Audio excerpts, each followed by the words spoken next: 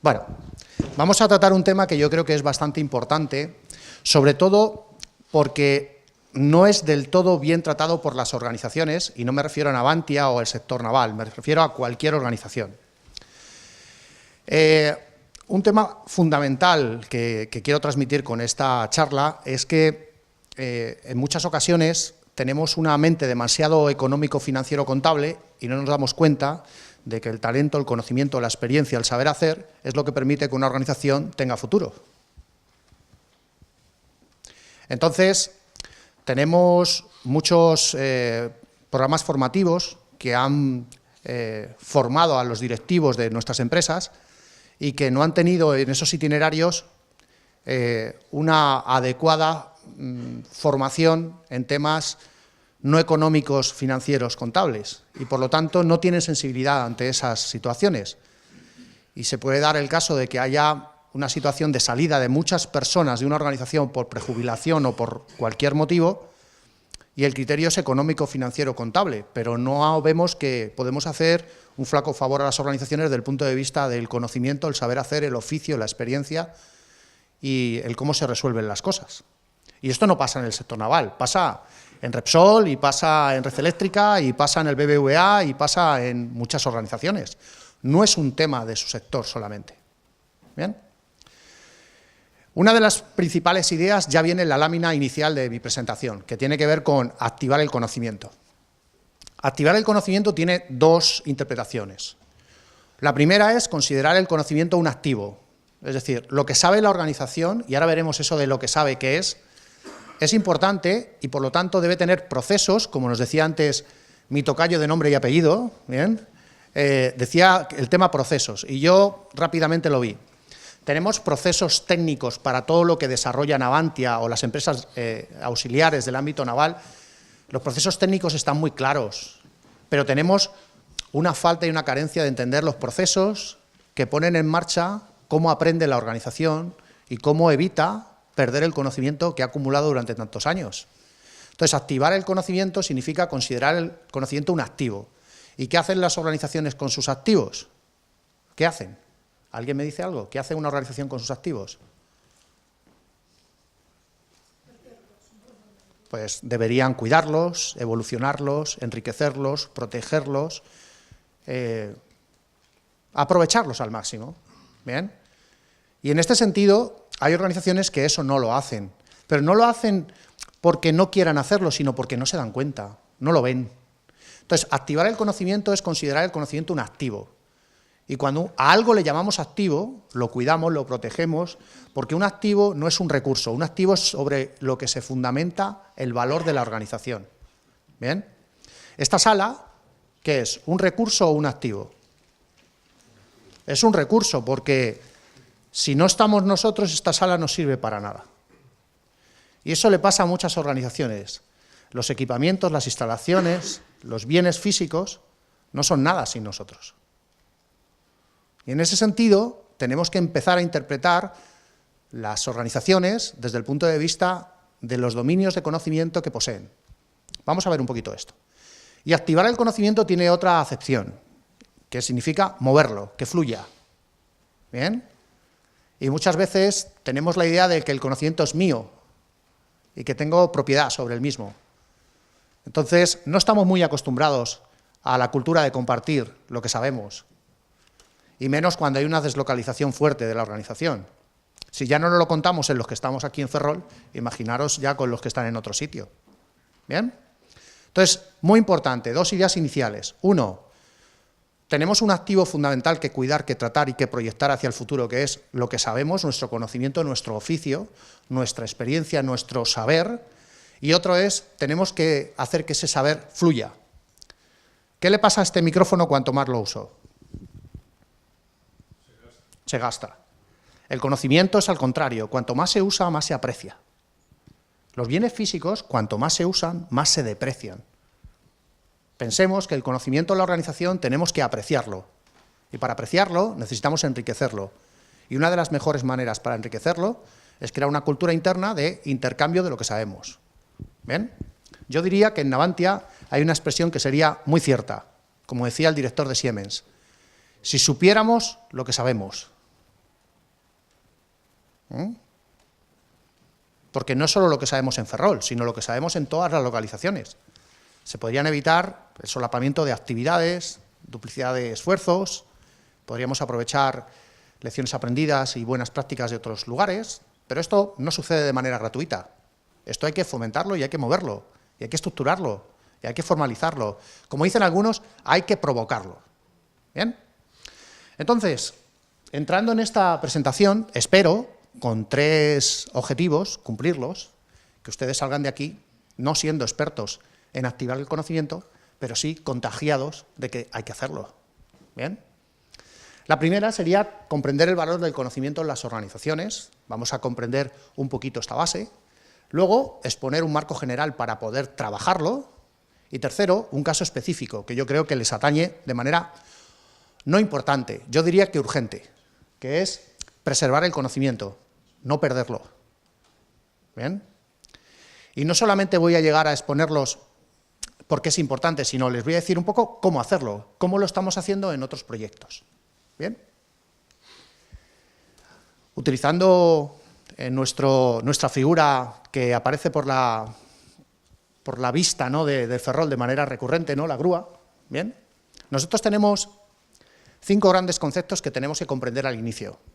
Yo les voy a sacar de las charlas que habitualmente pueden escuchar de sus compañeros, porque como decía también nuestro anterior conferencista, yo soy un outsider, entonces yo vengo a traerles ideas nuevas, ideas frescas, ideas diferentes. ¿Bien? La primera es esa que llaman recursos y capacidades. Desde hace ya muchos años se empezó a ver que 2 empresas iguales, que se diseñaron de manera idéntica, que tienen las mismas instalaciones, que tienen el mismo organigrama, que todos son iguales, aunque están en diferentes sitios, dan diferentes resultados, dan diferentes rendimientos. ¿Y por qué? Depende de los procesos que utilicen. Los mismos. El manual de gestión es el mismo.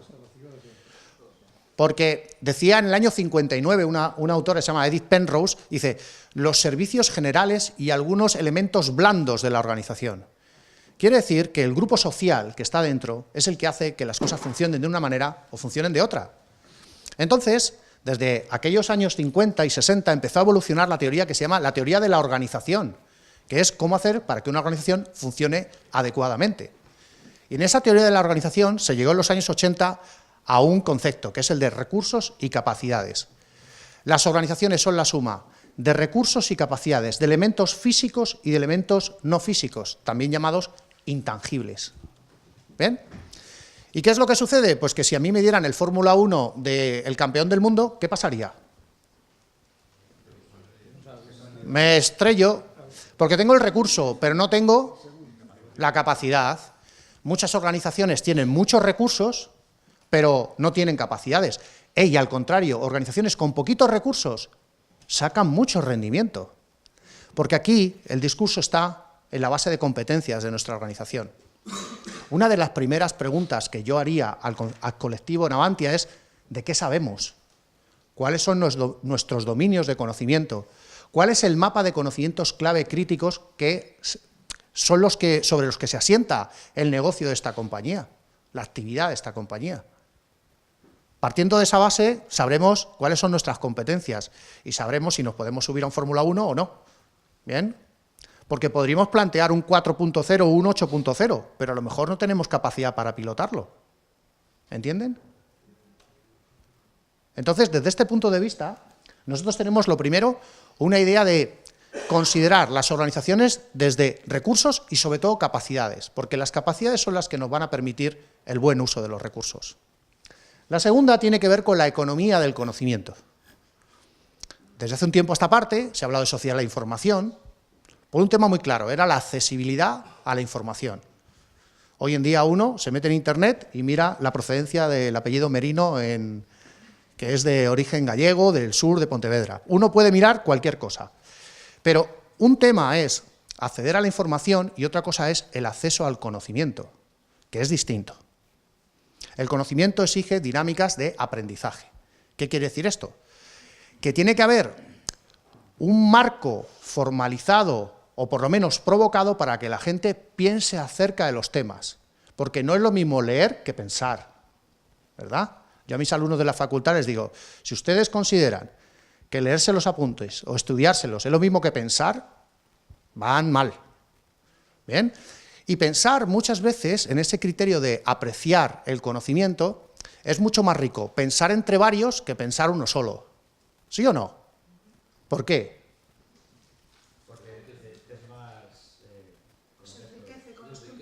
Efectivamente. Entonces, tenemos un tema que es colaborativo. Ahora, ¿tenemos cultura colaborativa dentro de Navantia? Bueno, habría que pensarlo. Entonces, un tema importante dentro de la economía del conocimiento es que hay dinámicas de colaboración y hay dinámicas de aprendizaje que tenemos que potenciar. Y muchas veces las dinámicas de aprendizaje son más fuertes las que son informales, es decir, tomar un café con personas de las que hablo de tema de mi trabajo, que ir a un curso de formación a la universidad. ¿Bien? Porque las personas que hablan de lo mismo que yo, trabajando lo mismo que yo, me traen los términos aterrizados al contexto de trabajo. Una persona que viene a la Universidad Autónoma y quiere hablar de un tema naval, ¿qué va a traer? Algo que va en avión, no está aterrizado. ¿Bien? Entonces, muy interesante la segunda cuestión. Y la economía del conocimiento es economía y no sociedad del conocimiento, porque el conocimiento tiene valor económico, ¿verdad? ¿Qué es la ingeniería en su esencia pura? Conocimiento. ¿Bien? ¿Qué es el I+D en su esencia pura? Nuevo conocimiento. Entonces pensemos que realmente lo que estamos es generando con el conocimiento una proyección sostenible de nuestro negocio. Estamos creando valor económico. Entonces, cuidado con esto, porque no pensemos que lo que necesita una organización son más horas de formación.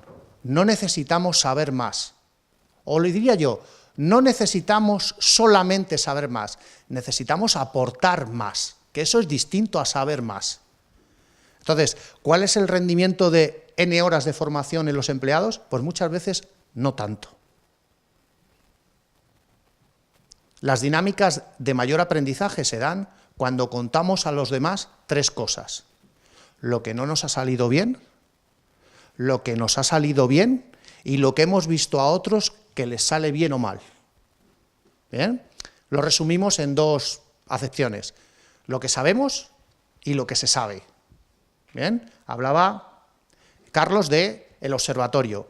Fundamental, en el conocimiento, en una economía del conocimiento, hay que darle economías al conocimiento y no nos vamos a poner a hacer un I+D que ya existe en otro sitio. Y no nos vamos a poner a desarrollar un proyecto que ya existe en otro sitio. Y no nos vamos a poner a reinventar la rueda. Es un tema básico, ver qué existe. Es lo que dicen cuando alguien hace una tesis doctoral, el estado del arte, buscar qué hay en el mundo sobre lo que a mí me interesa. ¿Bien? La tercera tiene que ver con eso que les comentaba de los activos intangibles. Fíjense, hay tres maneras de entender los intangibles muy interesantes y que las tres tienen alta relevancia. La primera tiene que ver con las personas. Activos intangibles asociados a las personas. ¿Y eso qué son? Temas actitudinales. Una persona es competente no por lo que sabe, sino también si quiere o no quiere. La motivación, la satisfacción, el compromiso, el sentido de identidad con la compañía. ¿Cómo está eso? No nos podemos plantear transferencia de conocimiento en un entorno crispado. Habrá que generar marcos de sosiego y confianza, porque, ya les digo, no en este caso de Navantia, que puede ser así. Todos los que conozco, primero hay que crear un entorno favorable al intercambio de conocimiento. A veces empezando con los que tenemos más cerca. Un tema también muy interesante en eso de personas es, obviamente, la base de conocimientos. ¿Tenemos a las personas del 4.0 con los conocimientos del 4.0? Tendríamos que generar una base de, como llaman, un inventario de competencias a futuro. ¿Cuáles son? ¿De qué tendrá que saber el colectivo de Navantia para poder asumir los retos de futuro? Eso lo teníamos que tener claro ya. Y la tercera cuestión son las experiencias. ¿Bien? Esto estaríamos hablando de el oficio, la práctica, todo lo que tiene que ver con la trayectoria de la persona. Una persona es competente si quiere, si sabe y si sabe hacer, porque muchos salen recién licenciados de la carrera con un tema y saben mucho, pero saber hacer poco, ¿verdad? No es lo mismo la práctica que el conocimiento, ¿verdad? Y a nosotros, en temas muy técnicos como los que se mueven en lo naval, la práctica es un valor. ¿Bien? Otro elemento importante que tienen que tener en cuenta los intangibles son las estructuras. Hay organizaciones que por su diseño organizativo son anticonocimiento, porque no permiten que haya flujos entre las personas, no permiten espacios de interrelación, no permiten grupos, no permiten redes, no permiten espacios informales donde uno coincida con otro para poder comentar cosas. Es decir, hay estructuras organizativas que son anti-intangibles. Hay que pensar si la que tienen ustedes lo es. En entornos muy deslocalizados de producción, donde hay diferentes sitios donde se hacen cosas navales, puede ser que el diseño organizativo sea la principal rémora para que no exista flujo de conocimiento. ¿Bien? Ese es un segundo elemento de intangibles muy bueno. Y el tercero son las relaciones. Porque muchos intangibles entran por la cadena de proveedores, por los clientes, lo que llaman esto los grupos de interés. Hay veces que las mejores ideas no vienen de dentro de la organización, vienen de fuera. Y hay que abrir canales y hay que estar escuchando continuamente a los agentes que pueden decirnos algo para mejorar. Entonces, en ese sentido, todo ese networking externo, todos esos grupos de interés externos, hay que también tratarlos. Piensen, activos intangibles, personas, estructuras y relaciones. Piensen cómo están esas tres cosas en la organización. Después tenemos un tema de estrategia, y es, esto del conocimiento no solamente es algo sobre lo que hay que actuar, es algo sobre lo que hay que pensar.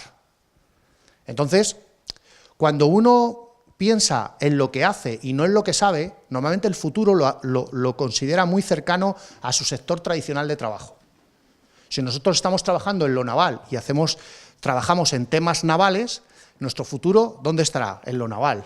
Pero si nos vamos hacia los dominios de conocimiento, que son temas de conocimiento, vamos a decirlo así, asépticos, un tema de turbinas se puede aplicar a lo naval o a cualquier otro ámbito en el cual las turbinas son importantes. Cuando nos vamos a los dominios de conocimiento, surgen las oportunidades que dicen de diversificar, de abrir el abanico de nuevas opciones de negocio, de nuevas opciones de trabajo. Entonces, un tema estratégico, si se supone que nos tenemos que proyectar hacia el futuro, proyectarse significa entender el posicionamiento de mercado, de diferentes mercados que tenemos que hacer para el grupo Navantia. Entonces, es importante el tema de considerar hasta qué punto los dominios de conocimiento me pueden abrir rutas de futuro estratégico para la organización. Y el último, los procesos. Todo esto hay que aterrizarlo, y ahora yo les voy a mostrar cuáles son los procesos que permiten a una organización activar el conocimiento y ponerlo en el lugar que hay que ponerlo, ¿bien? En ese centro donde obviamente todo lo demás está supeditado a que las personas que realizan los procesos de trabajo habituales de Navantia sean las personas que tienen el conocimiento o puedan relacionarse con aquellas que saben más y que por lo tanto le van a considerar el efecto aprendizaje, ¿no? Que se ha perdido mucho, esa relación maestro-aprendiz. No se ve muy bien, pero ustedes se lo saben. Aquí tenemos, he puesto un ejemplo, esto lo he sacado de la web, 1, 2, 3, 8 líneas que aparecen en el marco de Navantia como líneas de trabajo, construcción naval, reparaciones, apoyo al ciclo de vida, etc.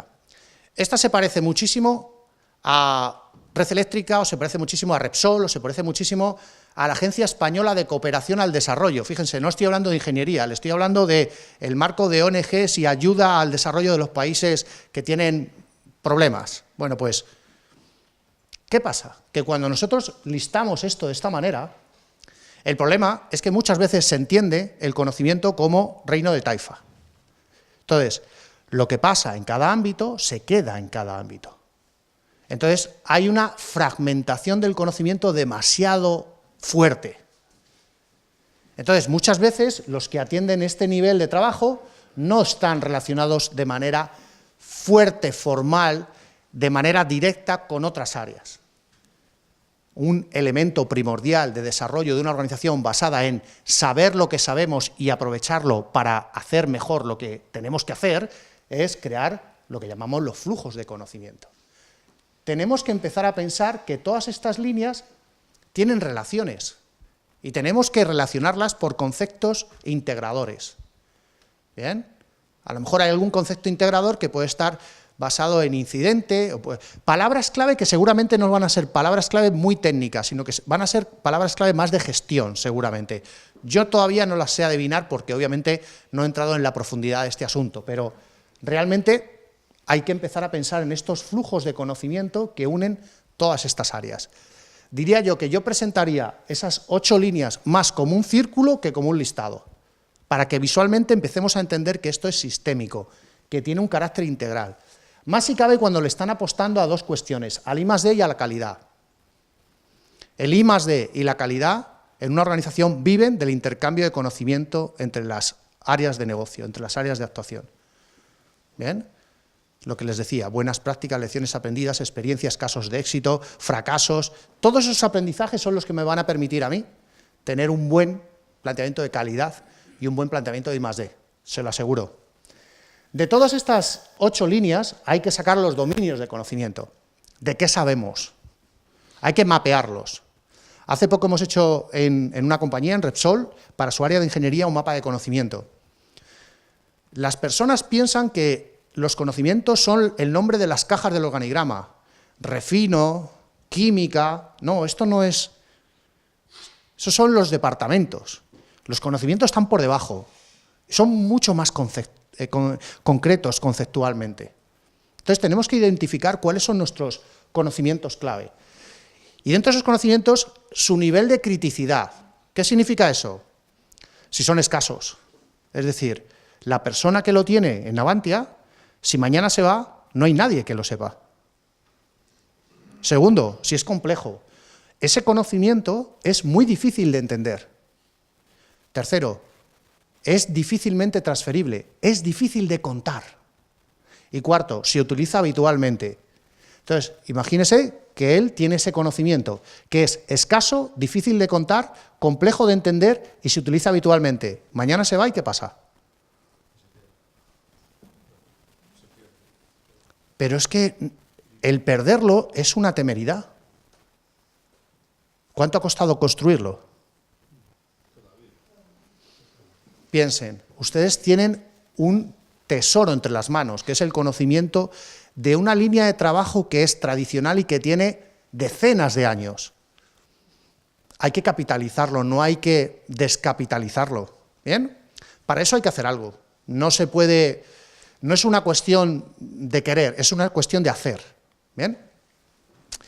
Obviamente, un tema clave en toda esta relación es que hay conocimientos que vienen de fuera por acuerdos, alianzas, clientes, etcétera. Ahora tienen, como hemos visto, el tema con la universidad, los UMIs, etcétera. Bueno, todas las relaciones, yo diría que hay que hacer una estrategia relacional, porque no es lo mismo el marco relacional que tiene Navantia que el marco relacional que debería tener. Muchas veces las relaciones se dan por proximidad y no por idoneidad. Entonces, uno habla con muchas empresas que tienen convenios y acuerdos y dice, no, es que yo lo tengo con la Universidad Autónoma de Madrid. ¿Por qué? Porque estás en Madrid, pero a lo mejor tu mejor universidad para este tema es una de Sevilla, por decir algo. ¿Bien? Hay que estudiar bien el marco relacional, porque nuestros flujos de conocimiento y su calidad dependen mucho de la calidad de nuestros socios. ¿Bien? Otras valoraciones importantes. El tema de la deslocalización. Yo he visto deslocalización no solo nacional, sino también un planteamiento internacional. Las organizaciones que quieren poner en valor el conocimiento que atesoran, ese saber lo que sabemos, se complica mucho cuando hay una deslocalización.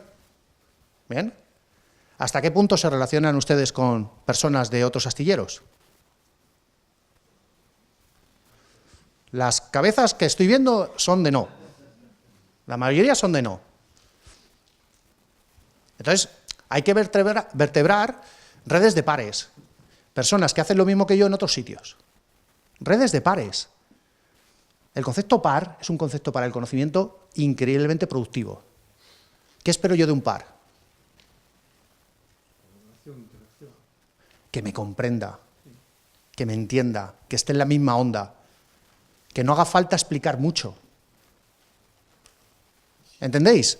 Entonces, las redes de pares son fundamentales. Hoy en día se están desarrollando proyectos en el mundo, en empresas igual que Navantia, pero en otros sectores, como puede ser el de la extracción de minera, etcétera, de comunidades de práctica, que son redes de pares que tratan de intercambiar en entornos deslocalizados conocimientos de alto nivel de criticidad, para que eso no se pierda y pueda ser aprovechado por cualquier persona. En ese sentido, este tema de la deslocalización hay que estudiarlo bien. Ustedes cuentan con una deslocalización que es muy buena para el tema de la diversidad de opiniones, porque personas de otros lugares pueden ver las cosas de diferente forma. Eso no quiere decir que sea malo, eso puede ser muy bueno para poner puntos de vista distintos, pero la deslocalización tiene un coste, y es que el conocimiento, que no la información, tiene algo que ver con la idea de proximidad. Tenemos que crear proximidad, aunque no sea yendo a Cartagena, sino proximidad, aunque sea en el concepto de sentido de cercanía. ¿Bien? Y esto hay que trabajarlo. Y luego también les digo que la ISO 9000 que ustedes manejan, en el apartado, en el capítulo que se ha hecho este año para 2015, la versión de 2015, ya incluye lo que llama la gestión del conocimiento como un hecho importante para la certificación. Y lo hace en 3 conceptos clave. 1, acceso a la documentación clave.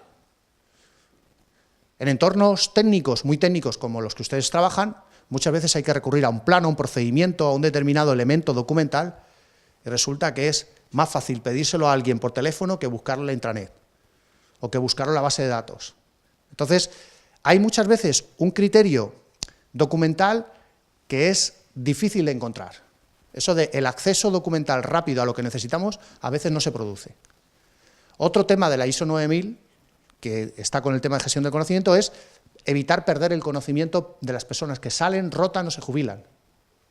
¿Bien? Y un tercer elemento fundamental es cómo logramos internamente que se produzca la colaboración, los temas colaborativos. Entonces, con esos 3 temas van a tener que lidiar las organizaciones que quieran seguir en el entorno de la 9001. ¿Bien? Porque se producirán certificaciones o renovaciones de certificación y eso va a estar encima de la mesa. Bueno, les voy a explicar cómo poder trabajar esto de la gestión del conocimiento. Fíjense, hay un tema importante y es el tema del foco. Uno tiene que pensar que el conocimiento se comparte, etcétera, pero no por el propósito únicamente de que haya otros que sepan más, sino porque necesitamos aportar más valor a la organización. Esto es gestión del conocimiento en las organizaciones, no es gestión del conocimiento para ir a pasapalabra, no es eso. Es un tema de la organización, es de aportar valor. ¿Bien? Entonces, desde ese punto de vista, nosotros tenemos una necesidad de establecer cuáles son los retos de la organización a los que queremos apuntar en base a las dinámicas de conocimiento que queremos plantear. Yo creo una comunidad de conocimiento en turbinas. ¿Para qué? Tengo que crearles encargo, producto, resultado, lo que llaman impacto.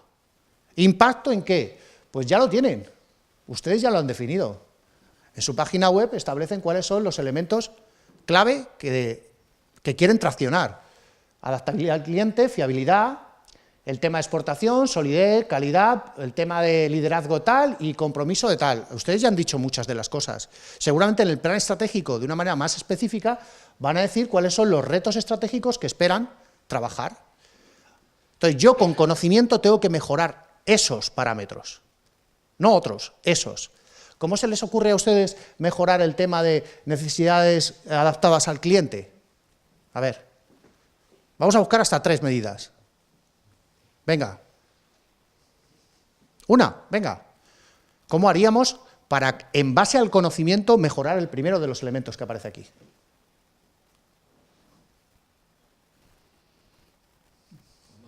Venga, alguien tiene que despertar ya. Actitud, motivación, compromiso, vamos, ¿quién? Anticiparse a las necesidades futuras del cliente. Bueno, conocer las necesidades del cliente. ¿Cómo haríamos? Incorporar a los clientes en determinadas redes, en determinados grupos de trabajo. ¿Incorporar al cliente podría ser una buena medida? ¿Sí? ¿Qué nos permitiría eso? Conocer. Pero fijaros, hay un paso muy importante. Antes se habla de conocer al cliente, ahora de aprovechar lo que sabe el cliente. Porque el cliente sabe. ¿Bien? Entonces, un tema podría ser ese. Entonces, podemos lanzar una iniciativa de gestión del conocimiento asociada a grupos de clientes o comunidades de clientes, como queramos llamarlo, la etiqueta que sea una iniciativa que es de temas de conocimiento, pero clarísimamente impactando este primer elemento. Otra cosa que se os pueda ocurrir en tema de clientes. Venga. Todo el mundo puede decir algo. A ver, en tema de clientes, ¿quién podría decir algo respecto a una solución basada en el conocimiento que tenga que ver con el primero? ¿Nadie? ¿Nadie? ¿No? ¿Han visto el programa este que se llama Soy Innovador de la Mutua Madrileña? ¿Lo conocen? ¿Alguien lo conoce? Bueno, pues han abierto un sitio web en donde la gente pone banco de ideas y la gente da ideas porque con esas ideas piensa que se puede reducir la prima y así pagar menos por su seguro de coche o de moto. ¿Bien? ¿De qué se están abasteciendo? Del conocimiento de la sociedad. ¿Bien? Bueno, es un tema muy interesante. Ya no los incorporas el viernes a las 4 de la tarde aquí o el martes a las 9 de la mañana en tal sitio. No, los estáis incorporando de manera asíncrona. Bueno, podemos ir pensando en iniciativas. Lo que hay que tener es la sensibilidad de empezar a pensar que ese conocimiento hay que trasladarlo a los focos del negocio, a los focos de actividad. Con estos focos hay que ponerle unos resultados o unas cifras, unas metas, aumentar el 20%, reducir no sé cuántos euros, aumentar no sé cuánto cuota de tal, las cifras que sean del negocio. Y esas cifras son las que vamos a perseguir con esto, que son los focos que vamos a tratar de trabajar en el tema del conocimiento. No se ve muy bien porque yo creo que este está demasiado separado de aquí, pero bueno. Hay como 4 focos. Les voy a explicar solamente los focos, para no entrar en mucho detalle. Conectar, ordenar, socializar y desarrollar. ¿Qué significa conectar? Significa que internamente las unidades de la organización están conectadas y sus personas. ¿Bien?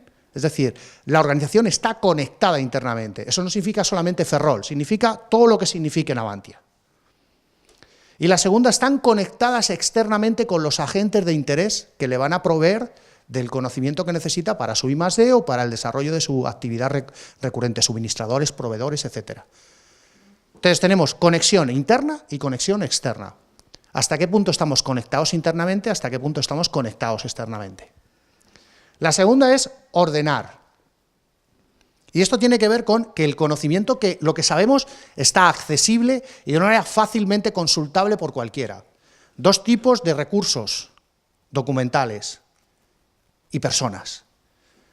Es decir, yo busco un plano de algo y lo encuentro rápido. Yo busco a alguien que sabe de algo y lo encuentro rápido. ¿Bien? Entonces, desde un punto de vista general, ordenar significa que tenemos una base de conocimiento de recursos y de personas y son fácilmente identificables, accesibles, consultables. ¿Bien? La tercera tiene que ver con socializar. Y esto es, ¿hasta qué punto la organización genera un enfoque colaborativo donde el conocimiento viaja sin necesidad de ser documentado? Que esto es un problema importante. Hay organizaciones que todo lo quieren poner en un papel. ¿Bien? Y hay muchos conocimientos que no se pueden poner en un papel. Ahora yo le voy a trasladar a ella, ella nunca ha montado en bicicleta y yo le voy a decir, espérate que te voy a poner en un email cómo se monta en bicicleta. Hay conocimientos que no se pueden transmitir escribiéndolos. Entonces, hay mucha práctica que se produce en negocios como el suyo, en ámbito como el naval, que son conocimientos tácitos, que están en la cabeza y son difícilmente codificables, documentables. Entonces, aquí hay que recurrir a socializarlos. ¿Qué significa? A compartirlos, a intercambiarlos. Ven y lo ves, espérate que te explico, mira esto cómo se hace. O sea, hay un marco de demostración. Entonces, eso es muy importante. ¿Hasta qué punto la socialización del conocimiento está desarrollada en la organización? Y por último, lo que llamamos desarrollar. Es, dentro de la organización hay como 3 tipos de desarrollo. 1, desarrollar las competencias de la gente de la organización. ¿Hasta qué punto están evolucionando el conocimiento y el saber de los miembros de la plantilla? Esto no es cursos de formación solamente. Hay muchas organizaciones que están cambiando euros de aula por euros de pares y de redes. Es decir, conectarse con los que saben, no asistir a un tipo curso aula como pueda ser esta de aquí. ¿Bien? La segunda cuestión en ese ámbito de desarrollar es las mejoras. Evolucionar el conocimiento significa plantear nuevas versiones, evolucionar lo que sabemos, ¿bien? Desde el punto de vista de los procesos, de las actuaciones. Y la tercera, innovaciones. Hablan antes del tema disruptivo, del 4.0, etcétera, de la UMI. Ahí estamos hablando de un nuevo conocimiento. Entonces, en desarrollar tendríamos desarrollar competencias, desarrollar mejoras y desarrollar innovaciones. En ese sentido, plantéense cómo está su organización. ¿Está conectada interna y externamente? ¿Es fácil acceder y consultar documentación y acceder y consultar a personas? ¿Se socializan los conocimientos que son importantes y que están en la vertiente tácita y que hay que tratar de ponerlos en un marco de intercambio? Y último, ¿estamos desarrollando bien competencias, mejoras e innovaciones? Eso es lo que nos viene a decir este modelo. ¿Bien? Luego hay una serie de ejes, yo les voy a dejar estas transparencias, que son los 8 proyectos tipos que se desarrollan en las organizaciones hoy en día que quieren trabajar el tema del conocimiento. La gestión de la información externa, como ese tema observatorio, la comunicación interna, la gestión de contenidos, el conocimiento experto, este de carácter tácito, la colaboración, desarrollo de competencia, mejoras e innovación. Son 8 tipos de proyectos que se están desarrollando de manera habitual en las organizaciones. Todo esto no funciona si no tenemos el soporte, que son políticas, es decir, si yo comparto y él no comparte, no puede dar lo mismo. Tiene que haber un tema de incentivo, reconocimiento, fomentar la cultura de compartir, dar espacios, dar agendas, dar recursos. La gestión del conocimiento no es gratis. Hay que formalizar una serie de esfuerzos y esto es importante que se identifique. Entonces hay una serie de políticas, organización, al no ser gratis alguien tiene que hacerlo. No, es que el observatorio tal es muy importante, sí, pero alguien se tendrá que encargar de él. ¿Quién lo va a hacer? No, es que el tema de los grupos de redes de pares es muy importante, sí, pero ¿eso quién lo hace? Eso no se hace solo. Entonces, es importante dotar de estructura organizativa a este asunto.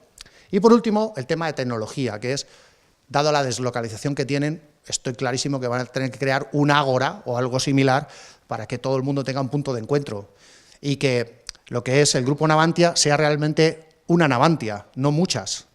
¿Bien? Que yo creo que eso está un poco en la base de la esencia de la fragmentación de conocimiento que pueda existir.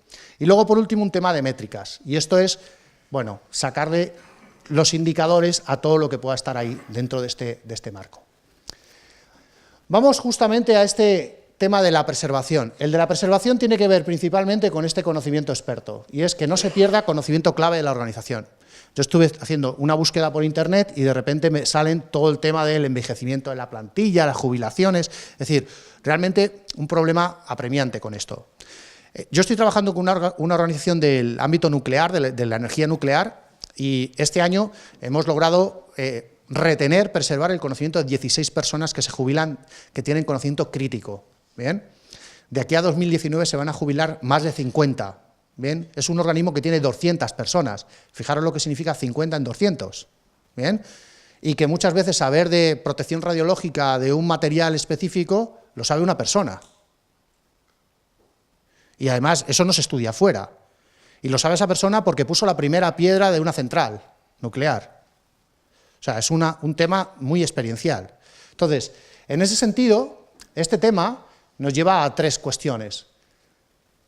¿Eso que sabe esa persona de protección radiológica está todo escrito? La mayor parte no está escrito. Y es que gran parte del conocimiento crítico de una organización no está escrito nunca. ¿Bien? Porque una cosa es el procedimiento y otra cosa es cómo se aplica.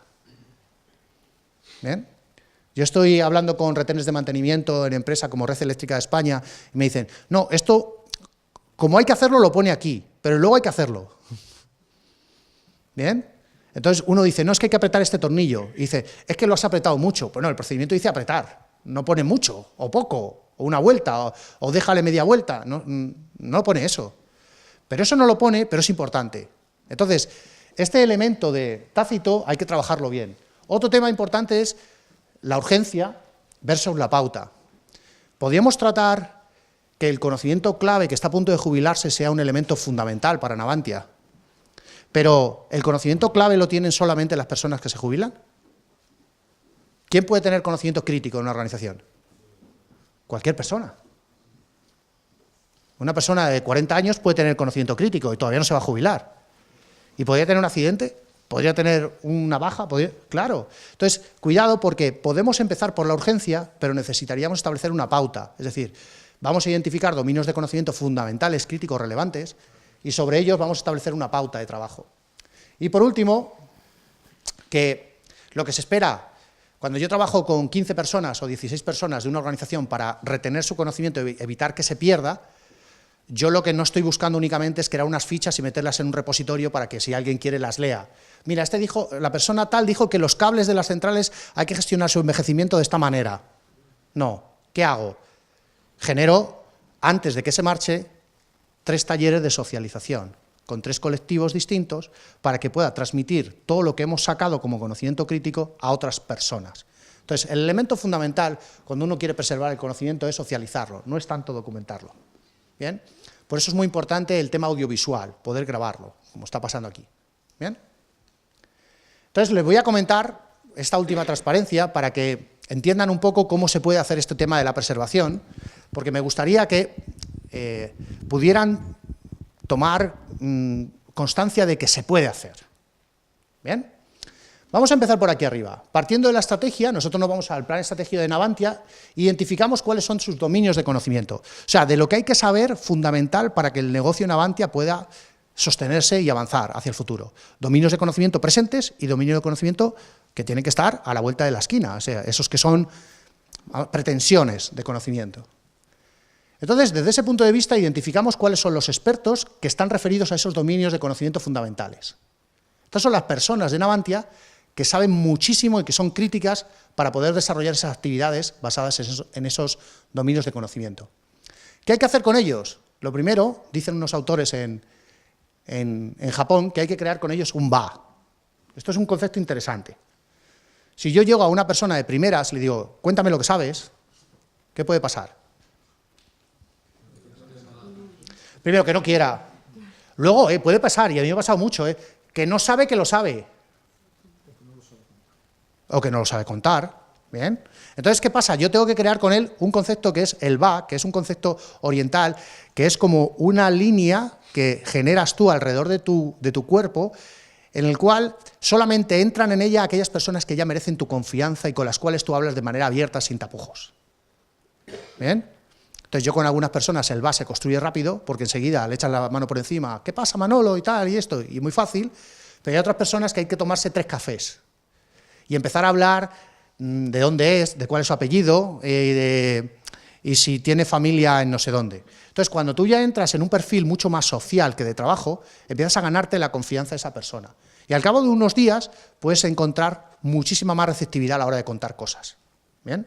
A mí me ha tocado, el primer ejercicio de preservación de conocimiento que hice yo fue en PSA, en Vigo, con un señor que se dedicaba al tema de los moldes de la chapa para los vehículos de Citroën. Y a esa persona le gustaba contar lo que sabía andando por fuera. O sea, yo me senté en una sala, me puse a escribir y el señor no se arrancaba. De repente me pongo a andar con él por fuera de la factoría y empieza a contar. Digo, el señor habla, o sea, cuenta hablando. Si no anda, no habla.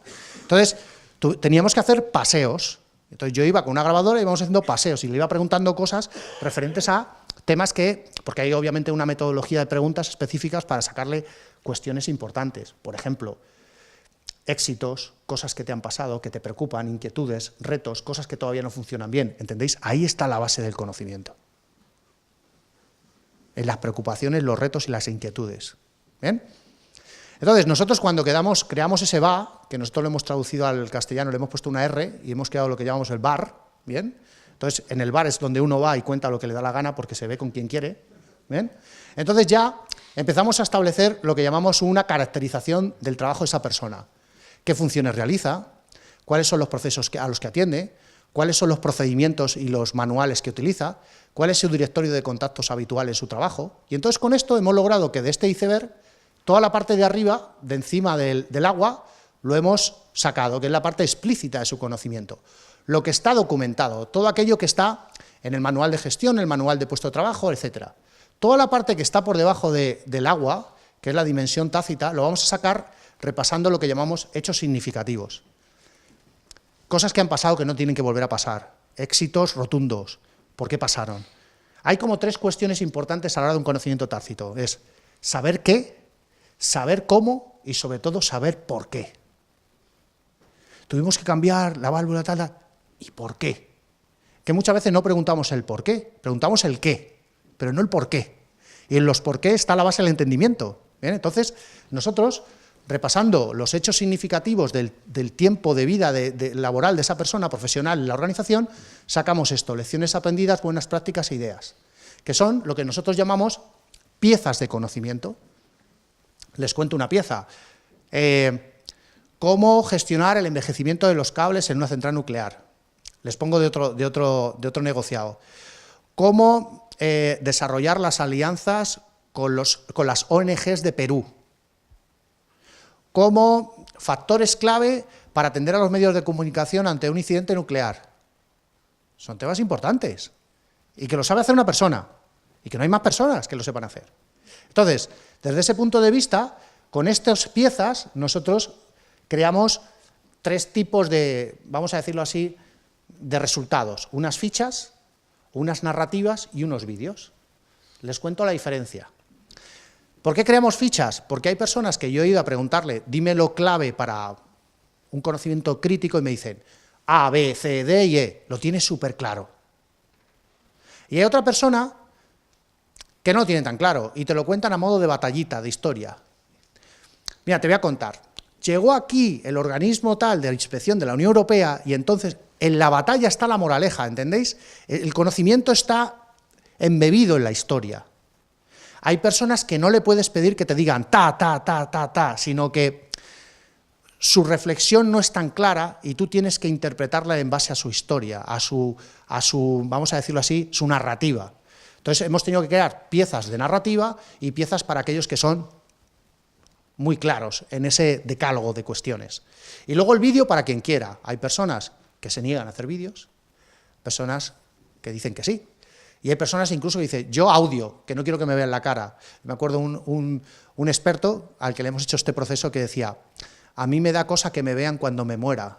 O sea, si yo ya me he muerto, que me vean en vídeo me da cosa. Bueno, pues te grabamos en audio. Bueno, eso lo hemos hecho hace bien poco. Entonces, con todas estas piezas creamos los productos, que son la mezcla de las piezas.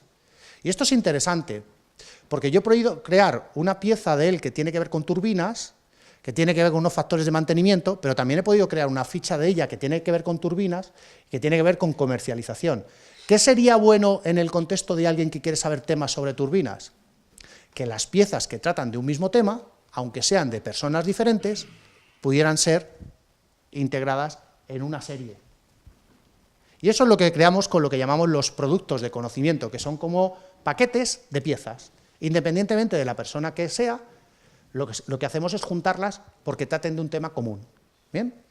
Con eso las validamos con el experto con el que hemos hablado y creamos lo que llamamos, es un concepto que se utiliza mucho en la Unión Europea, el Knowledge Book, que es como el libro de conocimiento de la persona.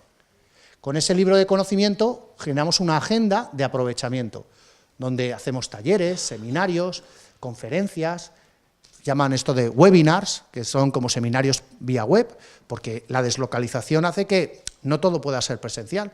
Entonces, hemos logrado con esta metodología que personas que se marchan con conocimiento crítico, al menos dejen parte de él dentro de la organización. 100% nunca, no se puede. Pero hemos visto que con este ejercicio nos quedamos menos desnudos ante la falta de determinadas personas que son críticas por su conocimiento. Bueno, vuelvo a la presentación inicial. Han entendido el valor del conocimiento en la organización. Les he expuesto primero los focos de trabajo y luego rápidamente conectar, ordenar, socializar, desarrollar, 4 grandes dimensiones para trabajar esto del conocimiento. Y han entendido, bueno, un ejemplo real de cómo se ha ido siguiendo el planteamiento de trabajo para que una persona pueda dejar pozo, legado, ese marco de conocimientos en la organización para que no se pierda. Bien. Nada más, abierto a cualquier pregunta y si quieren que les comente algún ejemplo porque no lo vean claro, yo tengo decenas, así que muchas gracias.